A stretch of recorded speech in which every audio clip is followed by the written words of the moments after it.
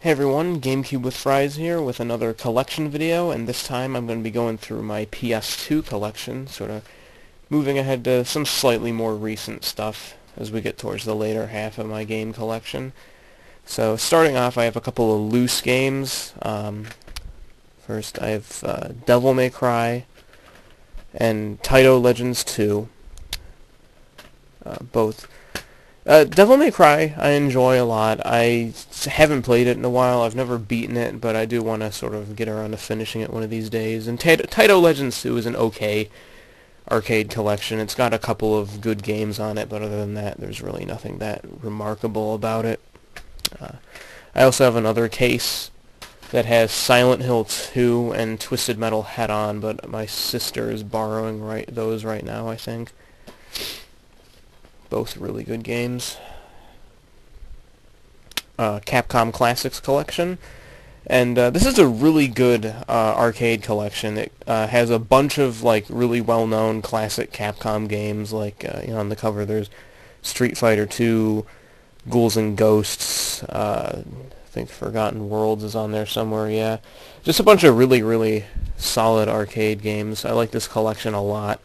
It's probably one of the best arcade collections you could buy. And Volume 2 of Capcom Classics collection. This one isn't really quite as well-rounded as Volume 1. It still has some pretty good games on it, but overall, I don't know, a lot of the games don't really feel as good. It has a lot of the more obscure Capcom games, some of which are really good, some of which aren't really that great, but it's still an interesting collection. I definitely recommend it if you like Volume 1 a lot. I would say pick this up. I definitely enjoy popping that one in every once in a while.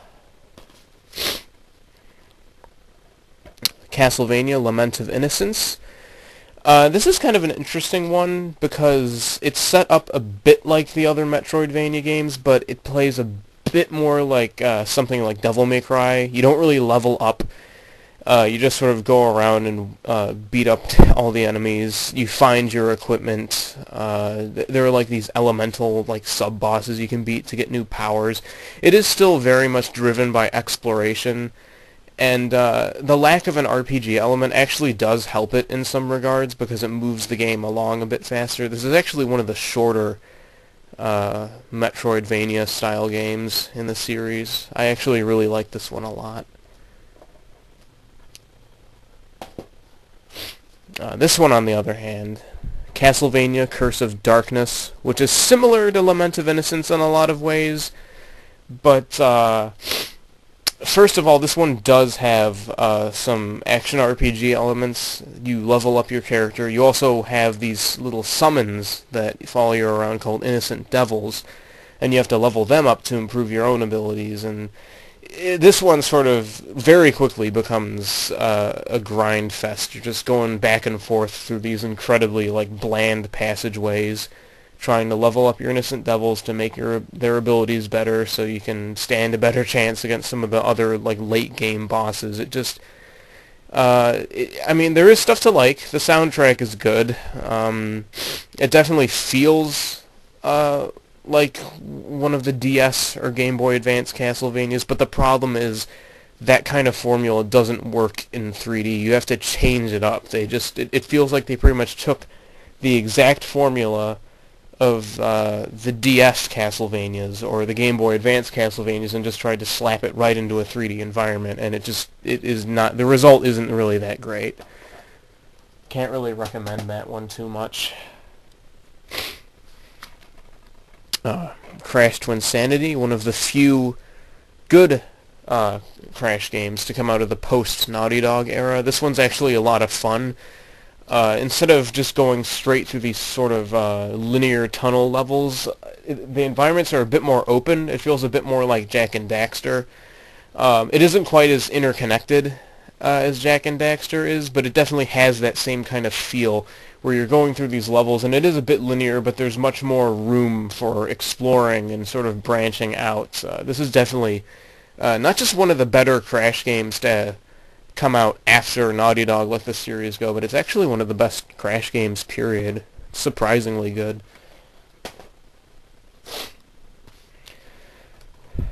Dark Cloud, a really, really nice dungeon crawling action RPG with some world building elements to it as well. In between dungeon floors, the goal of these dungeons is to get georama parts. There's this thing called the georama, which you use to rebuild these towns, and you're going around these dungeons finding these orbs that have different parts in them.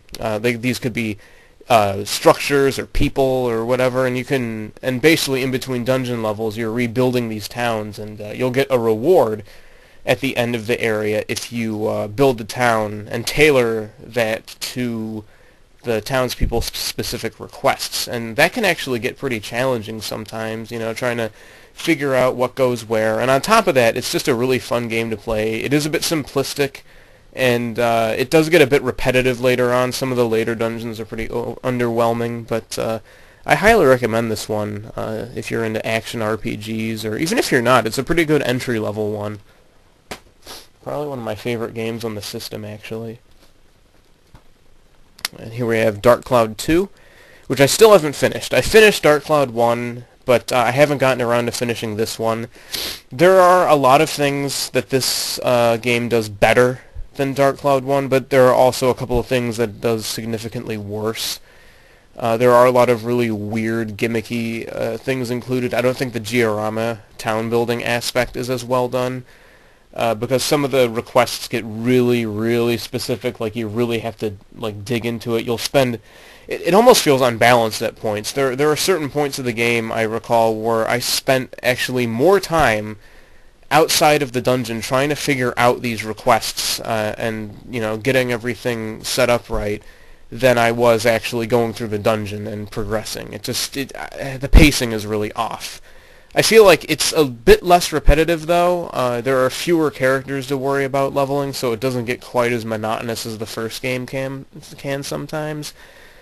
And the dungeons are more interesting, I feel. There's a bit more variety in terms of design. They don't all just feel like a bunch of corridors and interconnected rooms. The theming is a little bit better.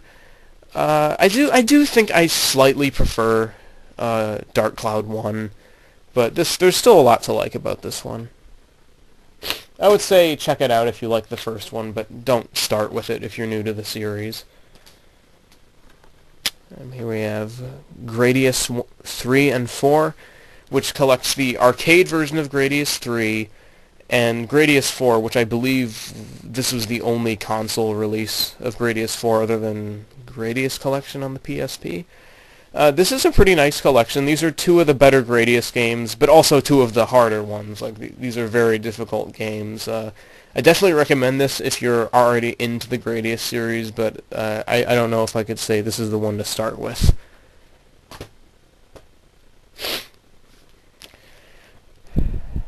Jak and Daxter, the Precursor Legacy, which is what Naughty Dog moved on to after finishing up their time with the Crash series. And it really shows. This plays basically like a slightly more open-ended Crash Bandicoot. The controls are almost exactly the same. It feels a bit more open-ended, something along the lines of Spyro, where you have these worlds that are sort of connected and you'll go between them instead of just going down these individual levels from these different warp rooms. It has a really nice feel to it. It almost feels a bit like an adventure game at times, and I really like that kind of blend of platforming and adventure. Definitely like this game a lot, and it's pretty cheap too. It doesn't cost all that much, and there's also an HD collection out for the PS3 and PS Vita.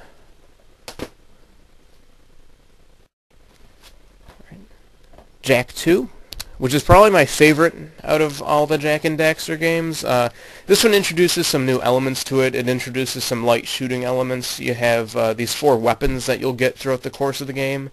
And it's actually spread out pretty nicely. It doesn't just hand you all the weapons at once and then you just go through the rest of the game. It actually gives you a lot to look forward to. It spreads them out pretty nicely. I think the final weapon you don't get till the last few missions of the game, and each one actually feels a bit different and works a bit differently. It's actually kind of cool, progressing and wondering what kind of weapon you'll get next. It's very difficult, to be sure. This is the point where the Jak series starts to get pretty hard, but it's pretty fulfilling actually beating the game because of how strict some of these missions are. And it actually is a bit of an open world game too. It takes place in this big open-ended city with a lot of different levels outside of it as well. So it sort of mixes up elements of the first game with more of a sandbox approach. It's really cool. And here we have Jak 3. And this one's pretty good too. I don't feel like it evolved the series as much as Jak 2 did. It plays just pretty much exactly like Jak 2. The vehicles are a bit different. In my opinion, they're worse than they were in Jak 2. It also has a lot more emphasis on the shooting elements, I noticed. You get way more weapons in this one. Instead of just getting the 4 individual weapons like in number 2, you have 4 classes of weapons that are based on those 4 weapons. So you basically have like 12 weapons through the course of the game that you'll be getting, and it just feels kind of bloated. Like there's a bit too much. Like Jak 2 was good because each weapon was good for a different kind of situation, and this one it feels like it's just sort of it just feels sort of mudded up in between all the different kinds of weapons. I don't know. Like, this was still a good game. It was pretty hard, not as tough as Jak 2. I would still recommend it, especially if you enjoyed the first 2 games. I just didn't really feel like it was as strong as either of its predecessors. Didn't really move the series forward in any meaningful kind of way. And, Killer 7, which I don't know what my deal is. I've had this game for like 2 years now, but I've still yet to even play it. I think I popped it in once to try and get into it, but I got sidetracked, so I can't really speak for this one that much. I definitely want to check it out. It seems like a really cool game, really interesting, unique game, but I still haven't played it. I really got to get off my ass and give that one a try. Kingdom Hearts. And this is a really good game. The controls are kind of wonky, especially after playing some of the more recent Kingdom Hearts games, or at least Kingdom Hearts 2. I haven't played any of the newer ones, actually. But it's still really good. It's actually pretty hard, too. There's a lot of real, genuine challenge here. I like it a lot. It's a really interesting blend of sort of action RPG, but you also have this menu system where you'll manage spells and items, and it's actually really strategic. I kind of like how it blends the sort of fast-paced action elements in with the sort of managing your inventory and spells like in a Final Fantasy game. This is definitely really cool.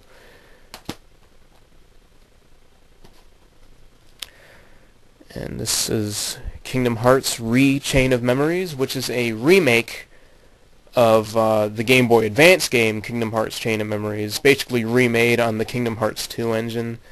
This one's pretty good. I actually really like the sort of card-based combat system. I know it's something a lot of people don't like about this game, but I actually think it's really cool. Again, it kind of adds in that strategic element where you have to sort of manage what you have, what you level up.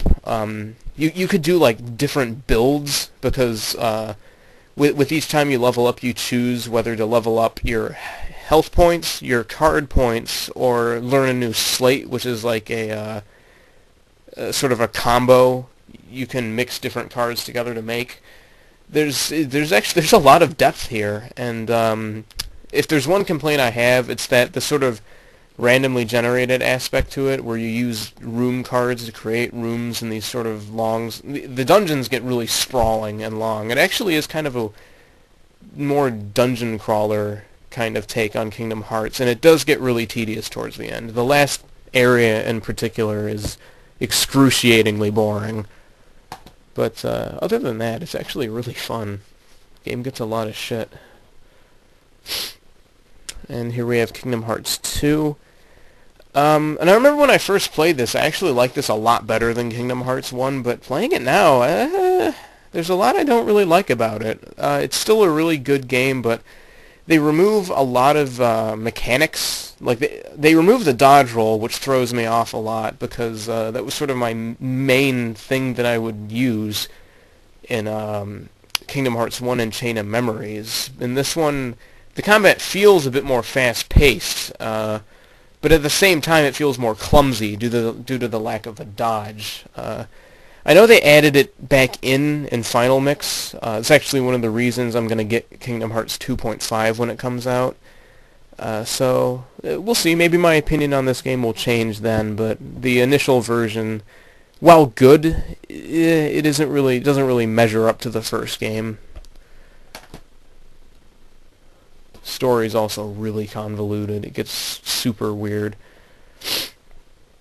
Mega Man X Collection, which has all of the SNES Mega Man X games and all of the PS1 Mega Man X games. I think X1 through X6 are in here.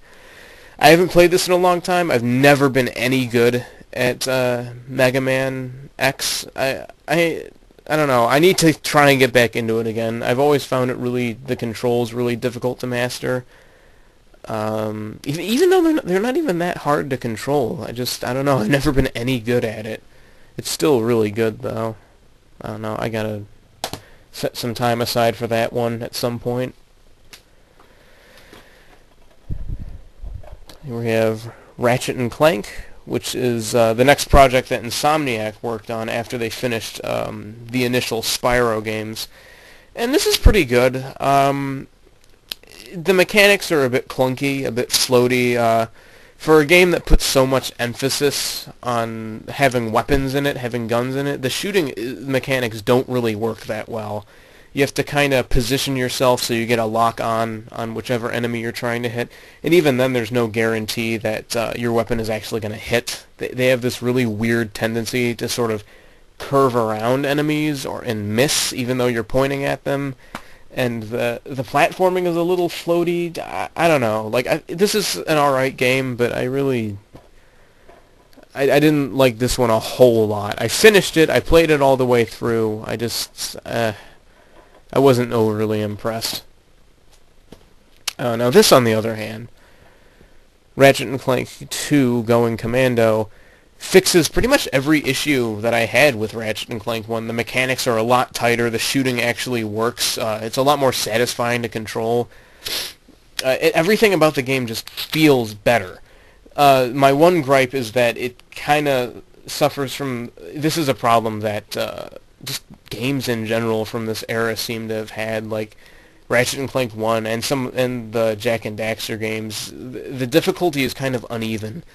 It'll just, all of a sudden, you'll just be going along, and it'll be mildly challenging. Then all of a sudden, you'll come across a segment where the game just gets ridiculously hard out of nowhere. And it kind of throws me off playing it, to be honest. I like this a lot more than the first one. I just don't like how uneven the difficulty feels at times. I definitely recommend it, though. I don't know how much I can recommend the first one, but Going Commando is pretty good.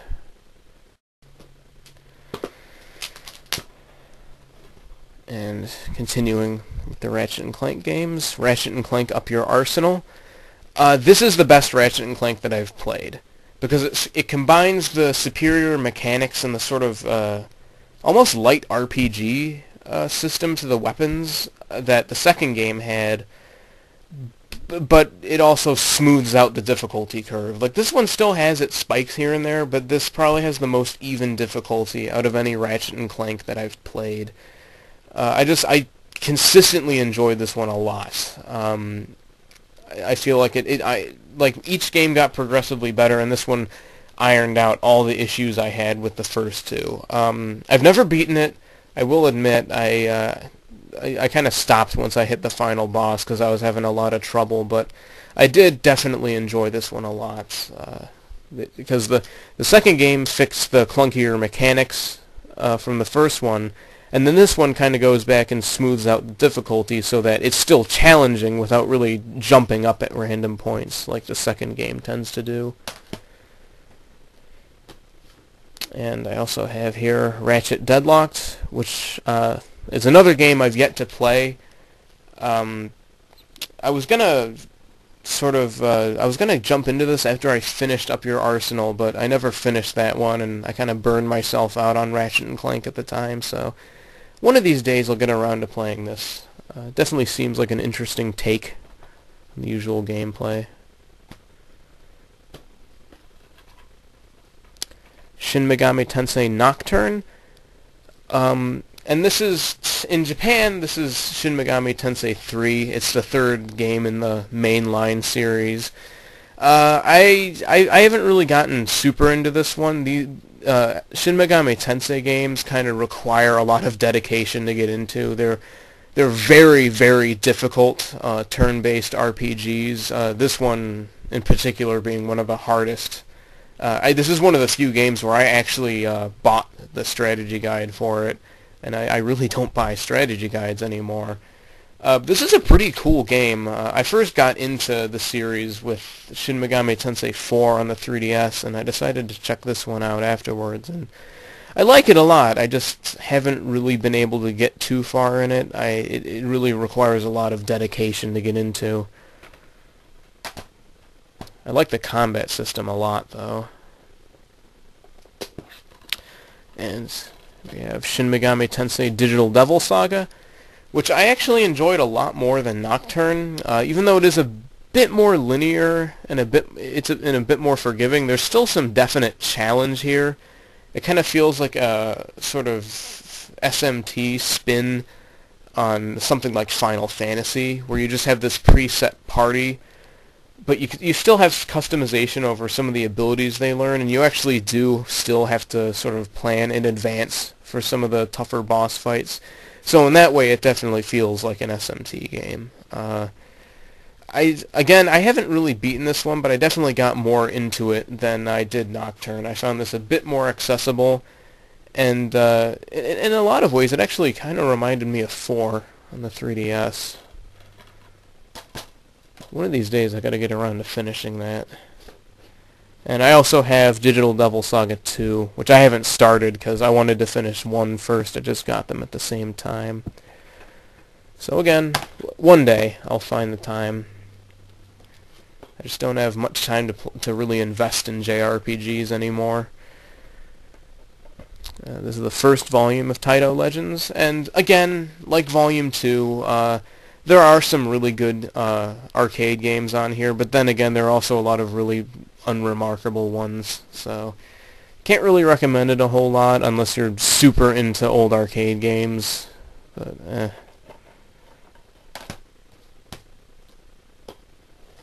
And wrapping up here, here's Twisted Metal Black, and this one's pretty good.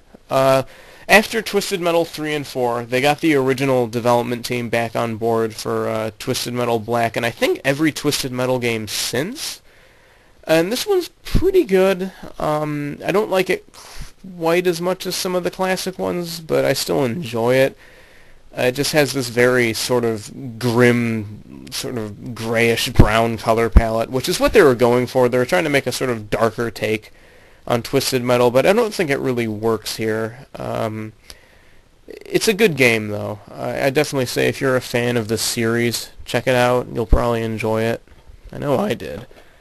Just not as much as some of the other games in the series. I think if you're going to get a PS2 Twisted Metal, get Head On. That's probably the better of the two. It feels a bit more in line with what the classic games were. So anyway, that was my PS2 collection. A bit of a bigger one. And not necessarily one that I actively collect for. There are still a few games on it that I want to pick up, but I don't know. It's not something that I'm overly concerned about. So anyway, I hope you enjoyed, and I will see you all next time.